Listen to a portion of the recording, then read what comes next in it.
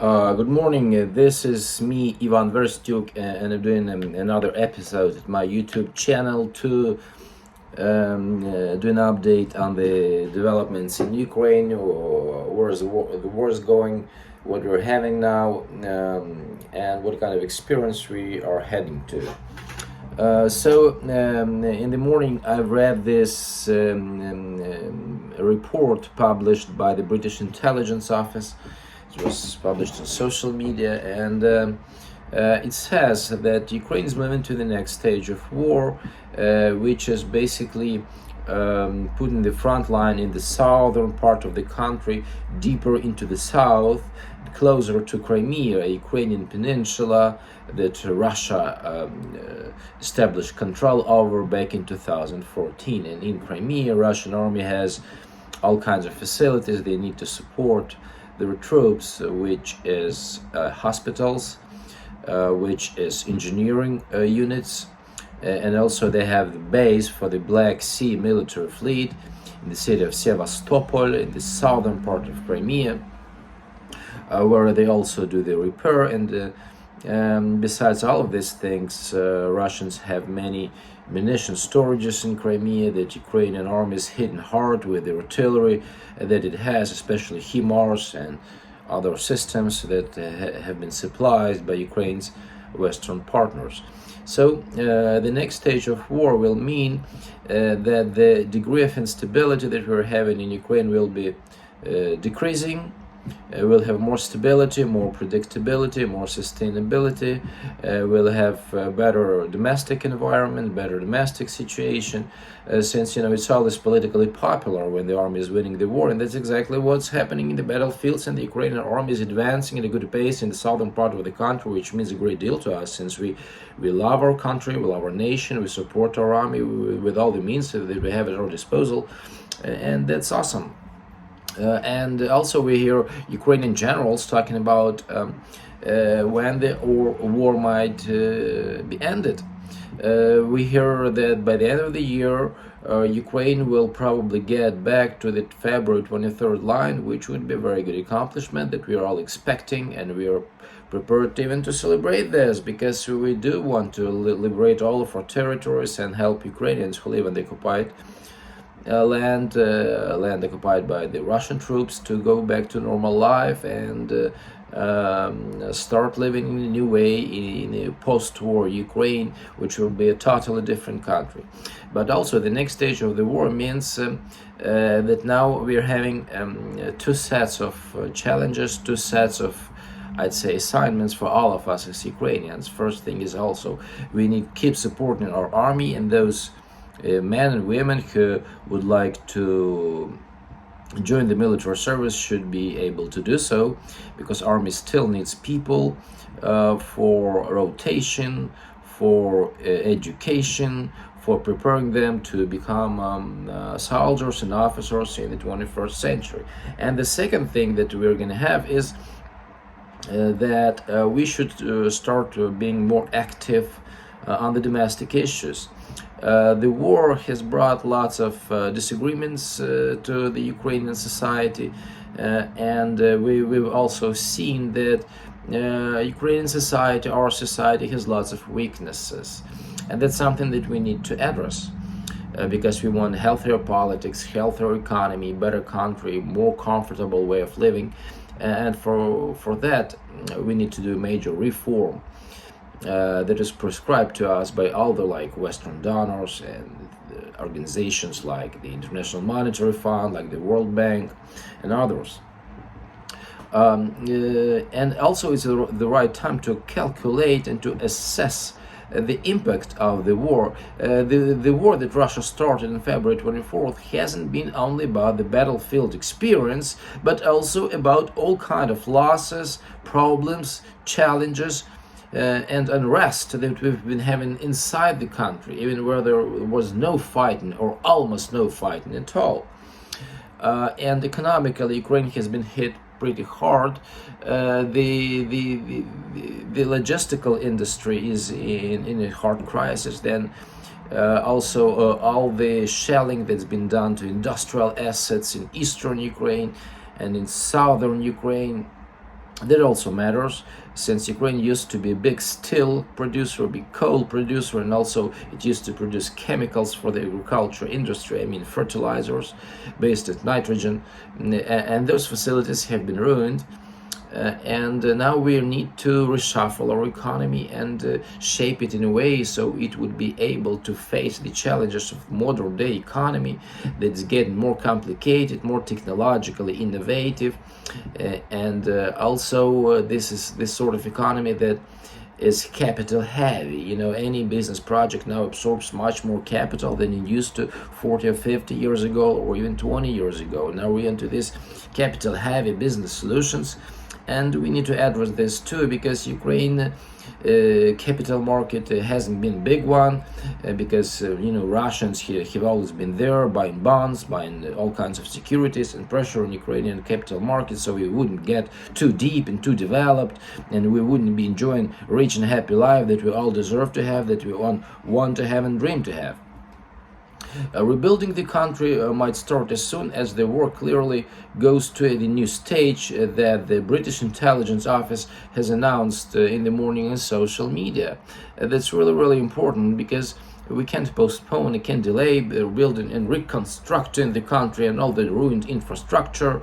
We need to start doing this pretty soon. We need to have a big strategic plan with a set of tasks for our government, for our private sector, things we could be doing, and so these things should have their proper economic foundation and proper timelines and all the technology in place.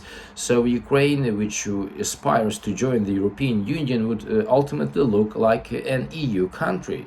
So it would be just at the development level of all the neighbors which joined the EU years ago, like Poland, Slovak Republic, Hungary, Romania, and other countries. When we talk about when the war will end, I also feel that it will end sooner than many of us have been talking about for the past 2 weeks.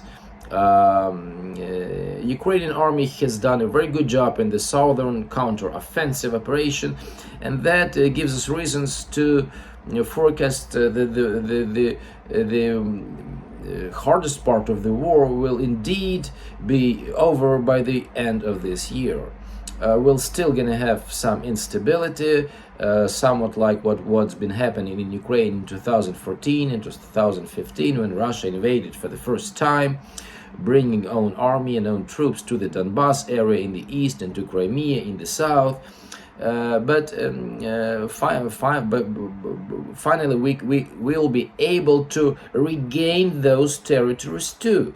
Just going beyond the February 23rd line will require more time, but getting there could be possibly done by the end of this year, which is a good thing, which is very important to us as the Ukrainian nation and Ukrainian democracy that it needs to protect itself, and besides protecting itself, it also needs to take part in this Europe-wide defensive scheme that would be able to have a common response to all the risks and all the security threats that we might be having in the coming years and coming ages.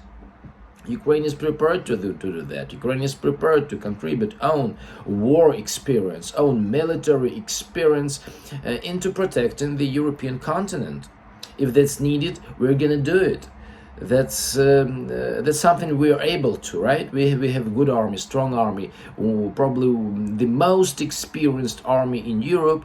That's been in so much combat experience that is valuable, and it knows how to operate all this modern military equipment, like drones, like artillery, like multiple rocket launchers, rocket systems, and also tanks and howitzers and all kinds of like weapons. That's all that our army knows how to do pretty well, and will be able to participate in joint exercises if there is need to do a common response anywhere in Europe, whether there was a Baltic countries, Nordic Europe, or instability in the southern region of the European Union and the European continent.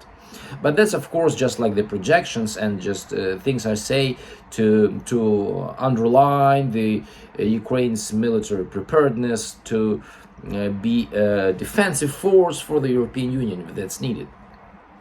So as soon as we are going to get back to the February 23rd line, we are going to step into this next stage not only of the war but of the country's development, where we'll have to be advancing forward with how our politics works, how our democracy operates, how the democratic institutions function, how our domestic market is working, and how well it is integrated in the European Union and its trade, infrastructure, investment sectors, and digital sector, of course. That's all what we need to be doing. And for this to happen successfully, we need more people, more Ukrainians prioritizing countries' needs and nations' needs over own egoistic interests and, profit seeking, which in Ukraine, as in most of Eastern European countries, is very much short term and usually long-term goals. They are sacrificed for the sake of short-term profits, which is a wrong thing, and we need to be changing this, and we will be changing this. Just more communication needs to be done on this, and so the government and the private sector would come to a common denominator on how they see the future of Ukraine, how it's going to make all of us richer and happier, and so we would have a healthy country with a good environment, economically and just in terms of quality of air, water, and quality of the real estate that we dwell in. That's very important because Ukraine has been going into demographic crisis for a long time, and now since almost 6 million people left country to become refugees in overseas countries, in Europe or in America or other places, we need to to support our families, to support our demography, so it would be growing. And for that to be happening, we need these big investment programs, probably from the government or done through the public-private projects and partnerships that would involve more people and create new jobs, well-paying jobs, where people could be earning money to take care of their families and to have bigger families than what we have now, because we are in a severe demographic crisis, and that's going to affect our economy long term, where it wouldn't be able to stay in the positive trajectory for as long as we want it to be, and as we want we might not have the country we want to have. So demographic crisis needs to be addressed and resolved eventually.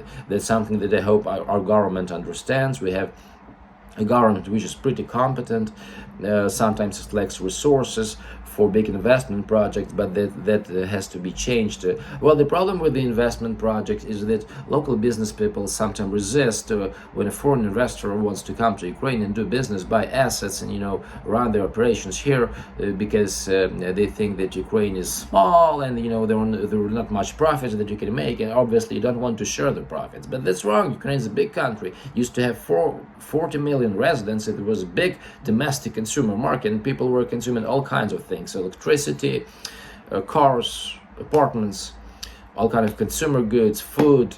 So you could sell anything, and still can sell anything in Ukraine. It's going to have demand as soon as the economy recovers from war and people move from this austerity regime that's been induced on us by the private sector, who cut the wages by 60% or 70% sometimes. When people are going to escape this austerity and move on to other stages, they start spending money, so the consumer demand will be going up, and that's going to drive our economy and economic growth and GDP development. That's important to us, and we hope this is going to be happening. So we're in a good place right now in terms of where the war is developing. Ukrainian army is succeeding in the south, and is going to do the same thing in the east as soon as it's possible, and the battlefield developments allow this, so we wouldn't be losing people and soldiers and civilians just for so. We're trying to fight the war in a risk-free way with zero losses. That's our philosophy and logic, and that's how we understand the war should be fought. You can't sacrifice people for the sake of any any advances. People's life matter the most, and that's our deep national Ukrainian philosophy and warfare strategy. I hope today and tomorrow and next week and next 2 weeks we're gonna have more positive news from the battlefields than negative news, and we'll be doing well. We'll win this war. We'll win this war, and we are gonna put Ukrainian flag on top of all the municipal buildings all over Ukraine, on all of Ukraine's sovereign territories, and this is going to be awesome. Glory to Ukraine, support Ukraine, and make sure you tell all your communities, all your friends, that Ukraine is going to win the ongoing war.